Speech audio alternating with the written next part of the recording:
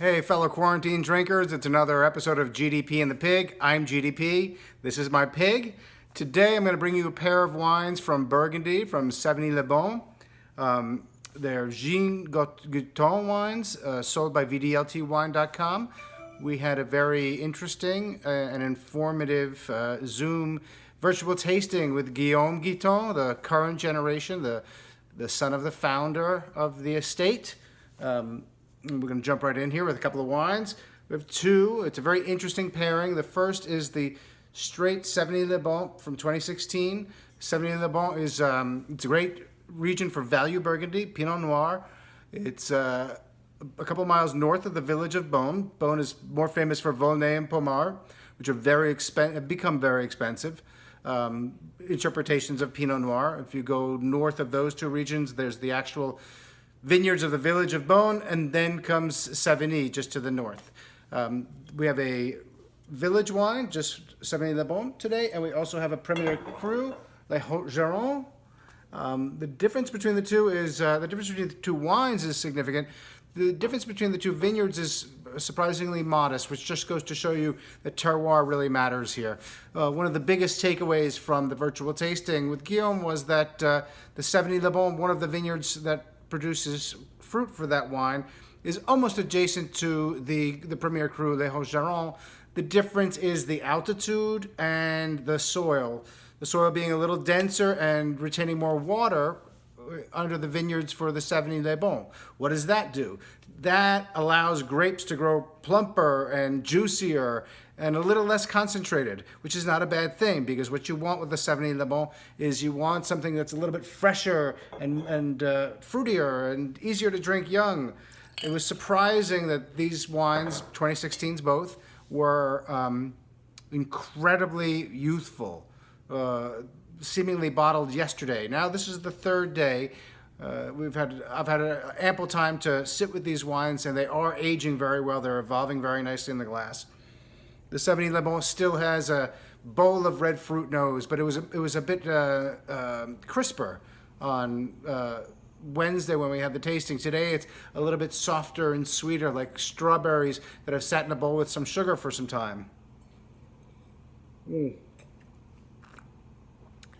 It's a little bit broader in the mouth. There's the minerality that I associate with Savigny-le-Beaune, a little angularity, I would say. It's a beautiful, juicy, vibrant, very fruit-driven wine, but the fruit today is very red curranty, very crispy, and very bright. It's gotten a little softer. It's certainly not far from tired. It's still young and vibrant, but it's softer and rounder than it was on day one. It's a real expression of Pinot Noir. Oh, but there's a minerality at the end.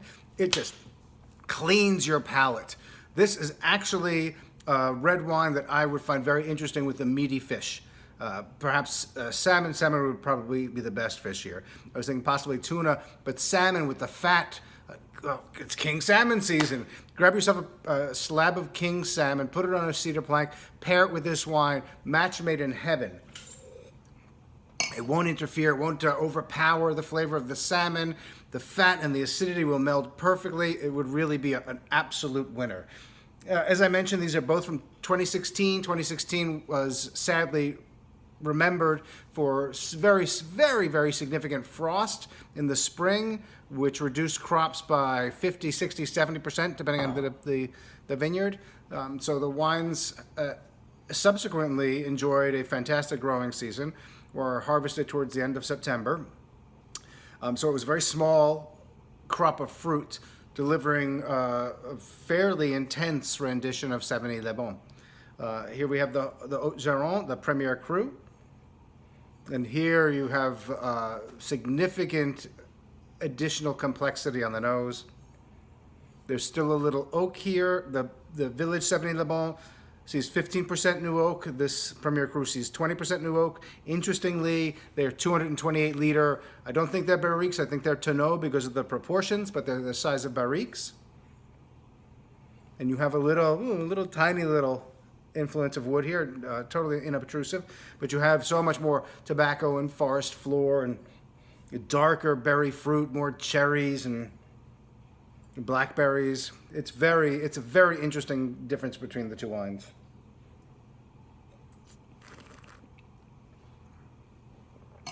And here, I'm pretty sure the acidity is lower. Certainly the impression of acidity is lower.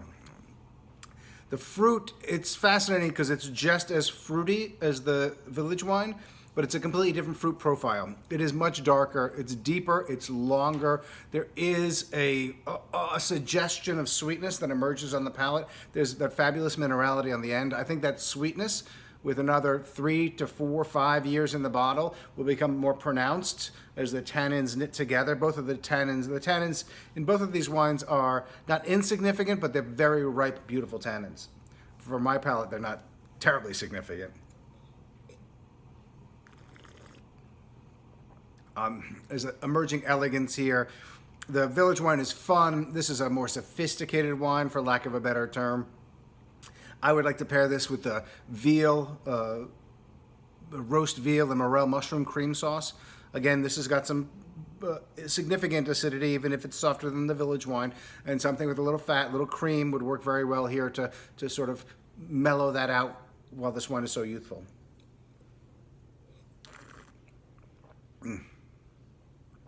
Again, this wine is 2016. It is a young wine, but it is surprising how nervous and tense these wines have remained on day 3, and that can only bode well for the future. So I'm looking forward to trying these wines again in about 3 years, and I'm sure they'll be performing on another level.